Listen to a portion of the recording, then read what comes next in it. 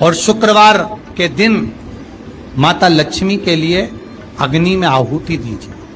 महाराज, शाम के समय पर सूर्यास्त के पहले शिव महापुराण की कथा कहती है, अग्नि पुराण कहती है, नर्मदा पुराण कहती है,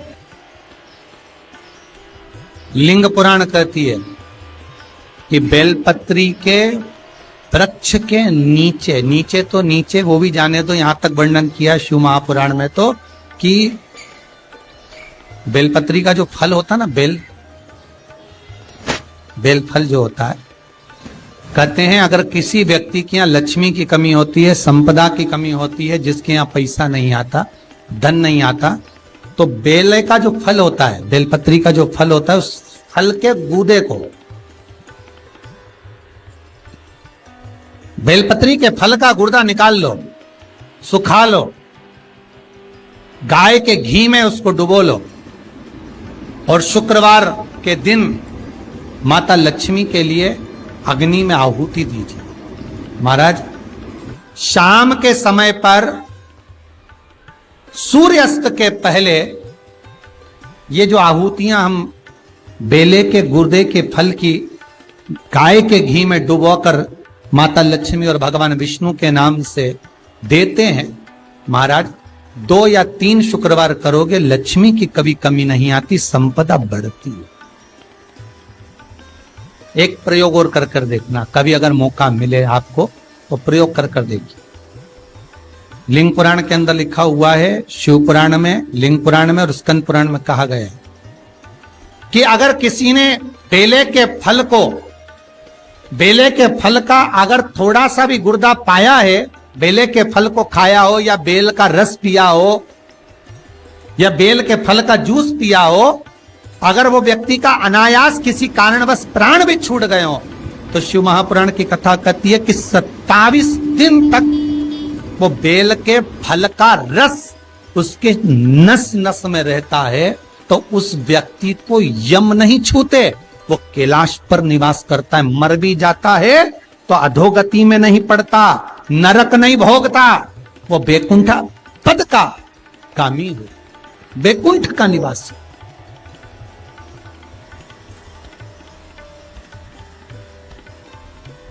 बैकुंठ का निवास।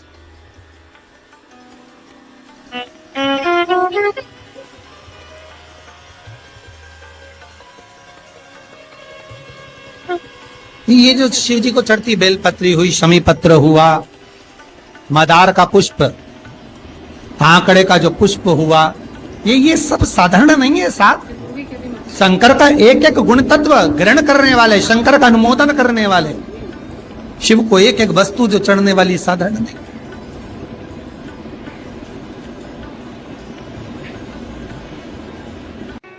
जिसके घर में संपदा की कमी होती है, जिसके घर में कर्जा बढ़ जाता है, लक्ष्मी नहीं आती, बहुत टेंशन की जिंदगी जीता है मनुष्य, व्यापार चल नहीं रहा, बहुत तकलीफ का जीवन चल रहा होता है, तो आज भी नियम है महाराज कि सोमवार, शुक्रवार, ये 2 वार ऐसे हैं, इन 2 वार को यदि कटोरी में थोड़ा सा शहद रखकर, मधु रखकर, यदि लक्ष्मी जी का स्मरण किया जाए और माता लक्ष्मी जी का स्मरण कर कर एक लाल पुष्प उस कटोरी के सम्मुख में माता लक्ष्मी का नाम लेकर रखा जाए और बाद में वही शहद, वही मधु और वही पुष्प सोमवार का दिन और शुक्रवार के दिन लक्ष्मी का पूजन कर कर, स्मरण कर कर, दूसरे दिन शुक्रवार के दिन पूजन करें, शनिवार के दिन उस मधु का, उस पुष्प का विसर्जन करें, सोमवार के दिन पूजन करें लक्ष्मी जी का स्मरण कर कर, और मंगलवार के दिन अगर विसर्जन करें, 5 या 7 सोमवार या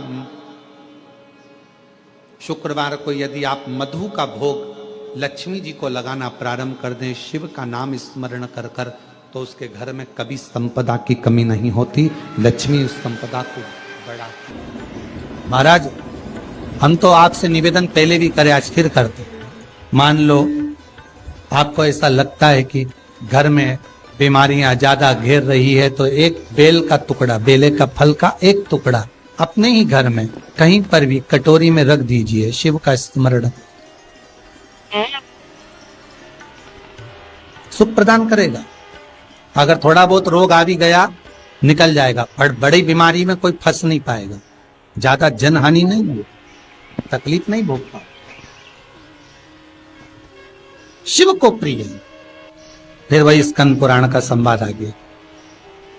बेल पत्री के वृक्ष की जो जड़ होती है उस जड़ के अंदर 33 कोटि देवताओं का निवास होता है। 68 करोड़ तीर्थ बेलपत्री के पेड़ के नीचे रहते हैं।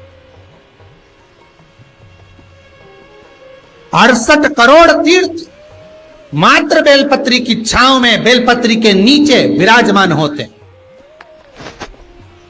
अगर आपके मन में कभी कभी भाव उत्पन्न हो जाए ना कि मेरे को कहीं तीर्थ करने जाना है और अभी मौका नहीं मिल रहा तीर्थ जाने का, अभी तो लॉकडाउन चल रहा है और अभी सब दूर बीमारी फैली हुई है, कहीं नहीं जा सकते, तो जब लॉकडाउन हट जाए, बीमारी समाप्त हो जाए और तीर्थ जाने का मन करे तो किसी बेलपत्री के पेड़ के नीचे 5 मिनट जाकर बैठ जाए।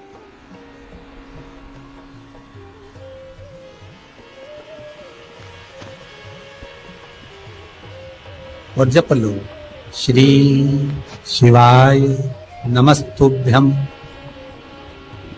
जितने बैठे हो टीवी के सामने प्रेम से बोलो, श्री शिवाय नमस्तुभ्यम। जितने टीवी के सामने बैठे, एक बार फिर से बोलो, श्री, साथ में बोलो, आगे आगे नहीं, श्री शिवाय नमस्तुभ्यम। जब तुम्हारा मन करे मुझे चारों धाम जाना है, जब तुम्हारा मन करे कि मुझे काशी जाना है, जब तुम्हारा मन करे मुझे उज्जैनी जाना है, जब तुम्हारा मन करे कि मुझे ओमकारेश्वर, मुझे सोमनाथ जाना है, भीमा शंकर, बैद्यनाथ, मल्लिकार्जुन जाना है, केदारेश्वर जाना है, बस नागेश्वर जाना है, थोड़ी देर के लिए बेलपत्री के पेड़ के नीचे जाकर बैठो।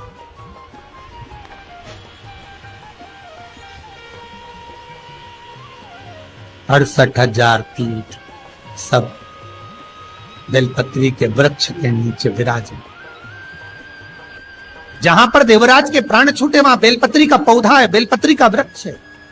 हिंदू धर्म में आज भी रीति है, मरने वाले व्यक्ति, अब तो ये कोरोना महामारी में ना गाड़ी में भरे ने लेकर चले गए और जला दिया, पर पहले जो नियम था शास्त्रार्थ के अनुसार, जब कोई व्यक्ति मरता था उसको कंधे पर लेकर जाते थे, तो ले जाने के बाद में बीच राह में एक स्थान ऐसा आता था जहां पर अर्थी को उतारते थे, विश्राम स्थल पर उस अर्थी को उतारा जाता था। और वो केवल विश्राम स्थल ऐसे नहीं होता था, वहां पर बेलपत्री का पौधा होता था, पेड़ होता था, उस बेलपत्री के वृक्ष की छांव उस मुर्दे पर भी पड़ जाती थी तो उसको यम की कैद नहीं भोगना पड़े, उसको यम की कैद, यम की त्राण नहीं भोगना पड़ता।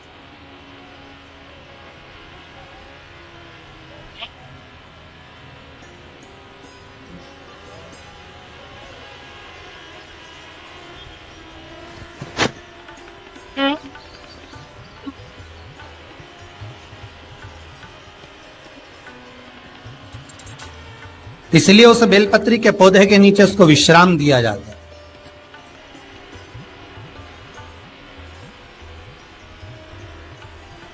बेलपत्री के पौधे के नीचे उसको विश्रामता दी जाती।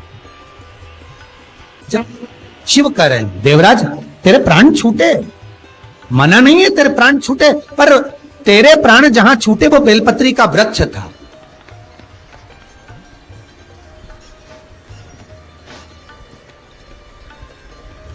और अब तुझे यहां नहीं रहना है, अब तुझे कैलाश पर रहना है। तो कैलाश पर क्यों? शंकर भगवान बोलते हैं ये मृत्यु लोक जो है ना, पृथ्वी, ये भूमि जो है ना, ये मेरी निवास स्थली है, ये मेरा घर है।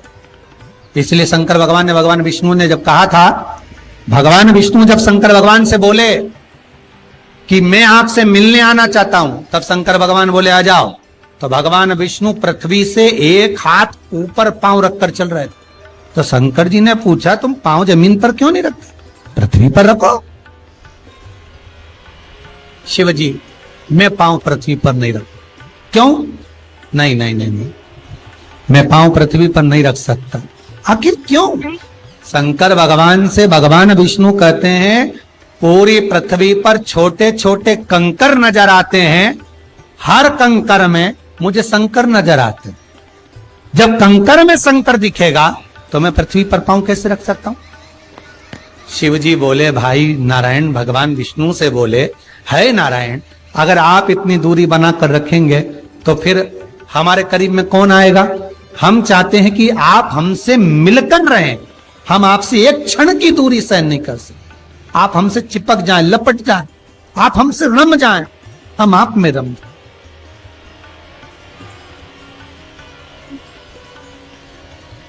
कुछ ऐसा कर दो, शंकर जी कह रहे हैं नारायण कुछ ऐसा कर दो कि शंकर नारायण से दूर नहीं रहे, नारायण शंकर से दूर नहीं रहे, ऐसा कुछ कर दिया जाए। तब भगवान शिव ने भगवान विष्णु से कहा एक काम हो सकता है कि आप सांप बन जाओ। भगवान विष्णु ने पूछा मैं सांप बन जाऊं, क्यों? शंकर भगवान कहते हैं सांप बन जाओगे तो मैं गले में आपको डालकर रखूंगा, आप मुझसे चिपके रहोगे, मैं आपसे चिपका रहूंगा, आप मुझसे लगे रहेंगे, मैं आपसे लगा रहूंगा, दूरी नहीं रहेगी एक क्षण की भी। और भगवान विष्णु सर्प बन गए, भगवान विष्णु सांप बन गए, सांप बने भगवान शंकर ने। भगवान विष्णु जब सर्प बने और सर्प बनकर भगवान शंकर ने अपने गले में भगवान विष्णु को धारण कर लिया। आज भी शंकर भगवान के गले में जो सांप पड़ा हुआ है वो सांप केवल सर्प नहीं है, वो भगवान विष्णु का ही एक अवतार।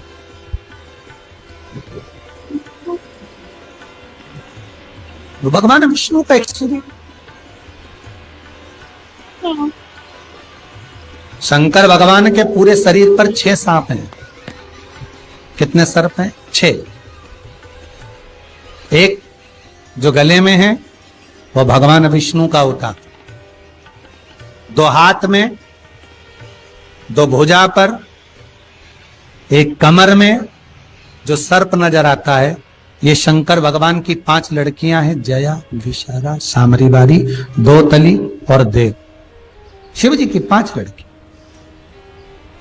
शंकर भगवान के पूरे शरीर पर 6 सर्प हैं, 5 लड़कियां और एक भगवान विष्णु का स्वरूप, भगवान विष्णु का प्रतिबिंब, भगवान विष्णु का ही एक स्वरूप।